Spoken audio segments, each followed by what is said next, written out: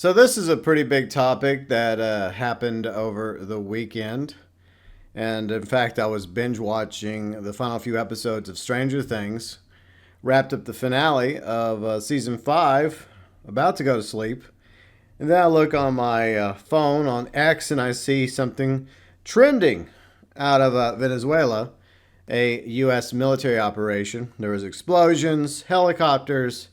Long story short, we captured their president and his wife and now have them in custody, and they're awaiting charges in I guess a court in New York. So that happened, and it's been controversial. What isn't controversial these days? On one hand, you have people that are happy to see Maduro in custody and ousted as president of Venezuela. But on the other hand, I don't really agree with the president that it has set. But then again, this has been done before. You look at Noriega back in the day and a couple other examples. So this is unfortunately nothing new when it comes to the U.S., even though we're supposed to have this thing called the Constitution and Congress, and they're the ones that are supposed to authorize military action and war. And yeah, so that doesn't really seem to be a thing in the Trump administration, but it's true for previous administrations as well. So yeah, Maduro was a brutal dictator, just like Chavez before him. Not exactly good guys. And I feel like the election was stolen from the rightful candidate in Venezuela. What was that, about a year or two ago when that happened? And yeah, I feel like that he shouldn't be president of Venezuela. Then again, I don't think any dictator should be in charge of the countries they're in charge of, but that's just a sad reality. But there was also a $50 million bounty. So who gets the $50 million bounty? But my issue is obviously with the Constitution here, because like I said, yeah, I mean, the operation was S tier, and I don't think we had any casualties. We didn't lose a helicopter. I think like between 40 or 50 on the other side were killed. Like the Cubans say some of their people were killed. There were some Venezuelan soldiers and bodyguards from Maduro that were killed. They even said there were some civilians that were killed. A tragedy, obviously. But the operation itself, S tier. So I will give our military that. And they were just following orders. And like I said, Maduro's a bad guy. But the president should go to Congress before carrying out a military operation. In fact, I think at the very least they're supposed to notify a certain like group within the Senate, the Armed Services Committee. I believe that's what they're called. I think they're supposed to be notified before there's any military action or strike. It's kind of a thing, but unfortunately that did not occur either. So no official declaration of war from Congress, even though it was practically a war, because we invaded with helicopters and Marines and attacked military assets in Venezuela and killed Venezuelan soldiers and I guess Cuban officers and civilians as well in Venezuela. And we also took their president and his wife. That seems like an act of war to me. If someone did that to us, say random country decided to fly into D.C. or Mar-a-Lago in the dead of night, catch us off guard, destroy like military assets and kill Secret Service agents and also citizens, and then kidnap Trump and Melania, wouldn't we consider it an act of war, even if he was wanted by a criminal court and brought up on charges in, say, country B? We would still consider that an act of war, right? So how is that not perceived as an act of war by the people of Venezuela? But once again, it's divided. It's not all or nothing, because obviously there's a lot of Venezuelans that are happy to see Maduro in custody. I mean, not only in Venezuela, but outside Venezuela as well.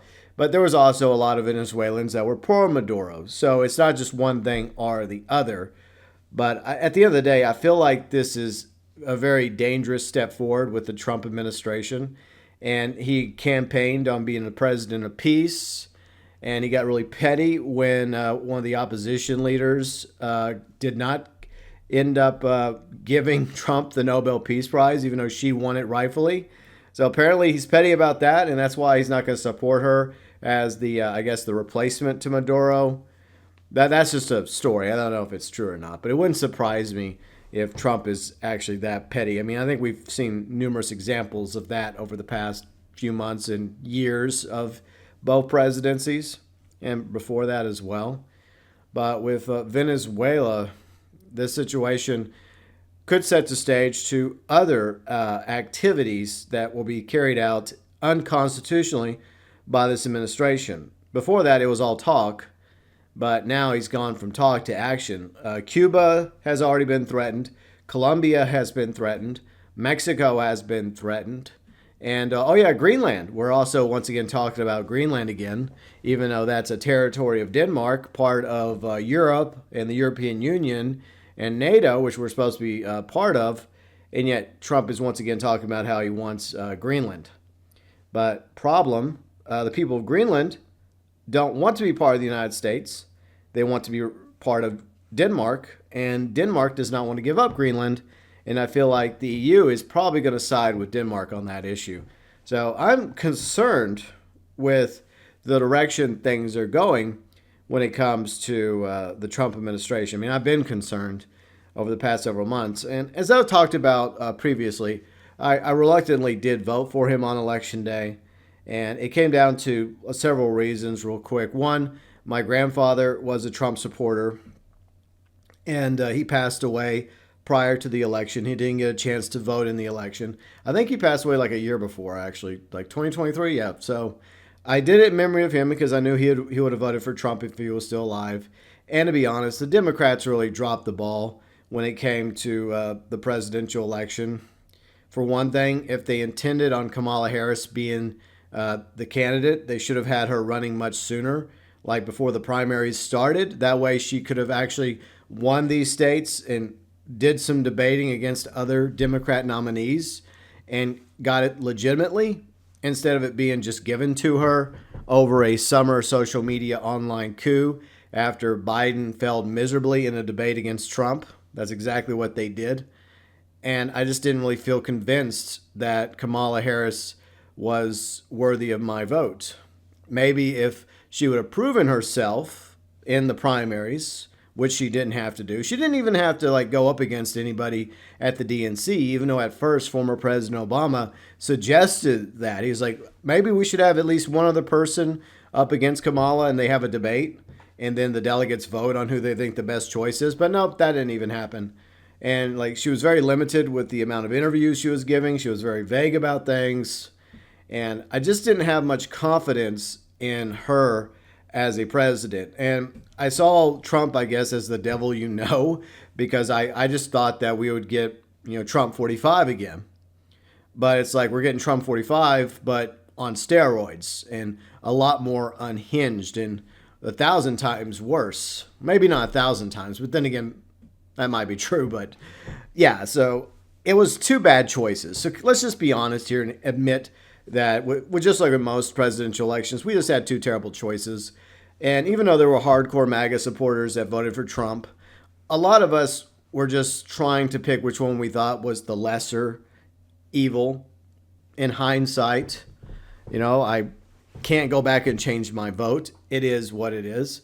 But I'm not going to drink the Kool-Aid going forward. And I tried to give Trump a chance, ever since his inauguration.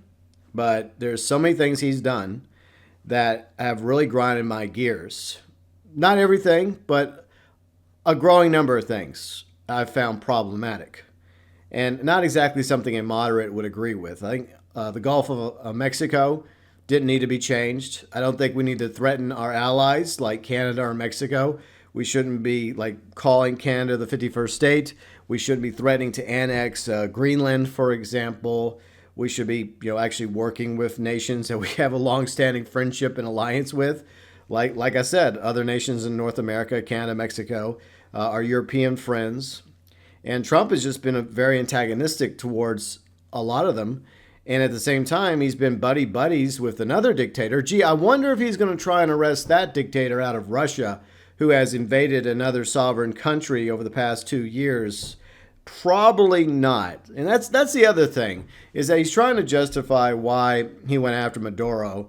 And he was like, he's a cartel leader, and it's about the fentanyl, which he declared weapons of mass destruction. Yes, fentanyl is responsible for over 100,000 deaths in the U.S. alone a year, but a lot of those people chose to take fentanyl, or maybe they did so not realizing it. They were just taking some other drug, but I don't really consider it to be a weapon of mass destruction. That's just a justification by Trump to carry out his attack on Venezuela and capturing their president as well as his wife.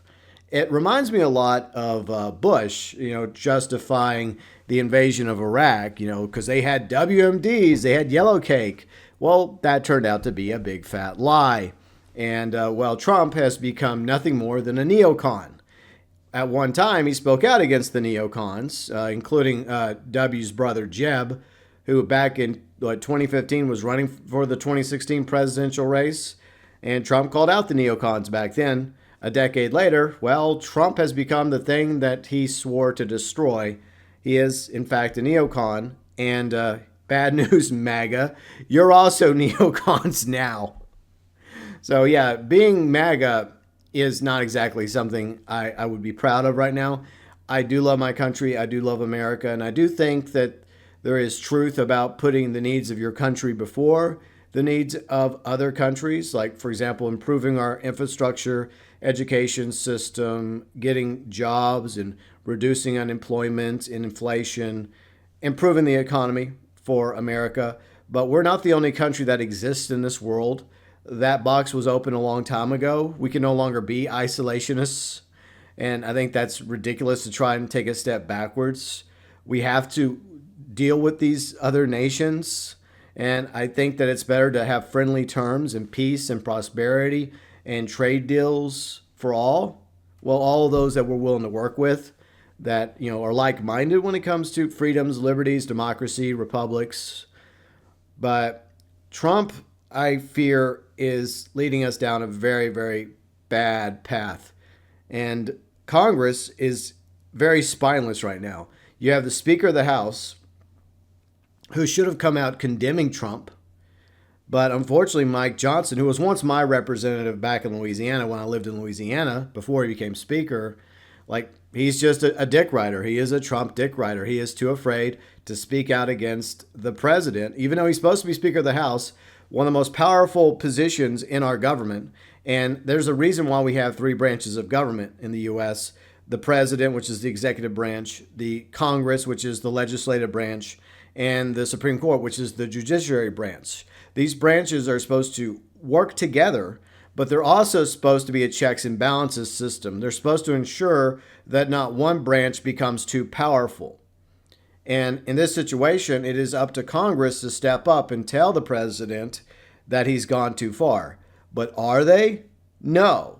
You have the majority of Republicans, except for Massey and maybe a few others, that have come out praising Trump for this military action, this operation against Venezuela's president.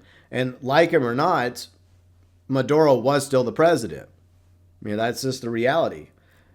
Is it going to continue with us taking out other dictators? Like he already talked about wanting to go after the heads of Cuba. And right now, Colombia isn't really happy about it because Colombia might not be on the best of terms with Venezuela, but they're neighbors and they share a continent together in South America. And it's obviously that, there's Latin American countries that are concerned about this action by a nation up in North America. So the Colombian president has spoken out against it. You have the president of Mexico speak out against it. And yes, there are cartels in Mexico, and they're very dangerous. A lot of innocent people have been killed because of the cartels. And you could say they have a lot of influence within the local state governments of Mexico and probably the federal government as well. But is Trump going to fly into Mexico City and kidnap her as well, the president of Mexico? Is he actually going to go and kidnap the president of Colombia or the president of Cuba? Or maybe the president or prime minister. Is it a prime minister of Denmark? Maybe he's going to do that too and bring them up on charges in order to get his hands on Greenland. Eventually, if you push too many people around, no matter how big you think you are, enough of them are going to team up and they're going to push back. That is my concern. And years ago, I did a video, and I actually brought this video back public. Any video that I guess revolved around, I guess the theme of the channel, like moderate, I brought back into public from the vault, including one that didn't exactly get that many likes from people. I get the feeling they were Trump supporters who didn't agree with my opinions. I don't consider Trump to be moderate, even though that was the video I was reacting to. I think it was like 2 years ago. But it's on the channel now if you want to go watch it. So yeah, he's definitely not a moderate. He wasn't a moderate when he was running again for the 2024 presidential campaign. And he's absolutely not a moderate during his current administration. He has been, I would say, definitely far right, definitely MAGA, neocon. And I don't know how MAGA can really feel about this, because I was joking about how they're neocons now, but MAGA were anti-neocons. And like I said, a decade ago, Trump was anti-neocon. How the tables have turned. So it's got to be very confusing for the most hardcore Trump supporters. And Tulsi Gabbard, somebody I supported for president back in 2020. By the way, she wiped the floor with Kamala Harris in the Democrat primaries in 2020. Maybe that's why Kamala Harris decided just to take the crown instead of trying to earn it in the 2024 Democrat race. She just sat back, let Biden just win. And then when the moment was right, after it was pretty much proven that he was suffering from mental decline after his loss to Trump, she and her cohorts launched that social media coup while poor Biden was sick in Delaware. But yeah, so Tulsi has spoke out against this sort of thing in the past as well. She spoke out against regime change in Venezuela and other countries. And I think a few months ago, she even talked about how Trump is not about regime change. Well, Tulsi, my dear, I'm afraid that stance has aged rather poorly. So, yeah, to once again reiterate my opinion as a moderate, Trump is absolutely not a moderate, especially with the direction he's going, which feels more like a dictator, less of a president of the United States. So that's definitely not somebody that I would consider to be a moderate at all. In conclusion, we all know the real reason why Trump decided to carry out this action against Maduro. It wasn't about the freaking fentanyl. It was about the oil. He's even mentioned it before in interviews, and he's, I think recently even let it slip too, a time or two, that it was basically about oil. Venezuela's oil, which has pissed off Russia and China, which totally won't cause any future problems between the U.S. and China and Russia going forward. And there's no way that could lead to something really bad on the horizon in the not so distant future. By the way, if there's future topics you want me to cover from a moderate perspective, feel free and let me know below in the comments section.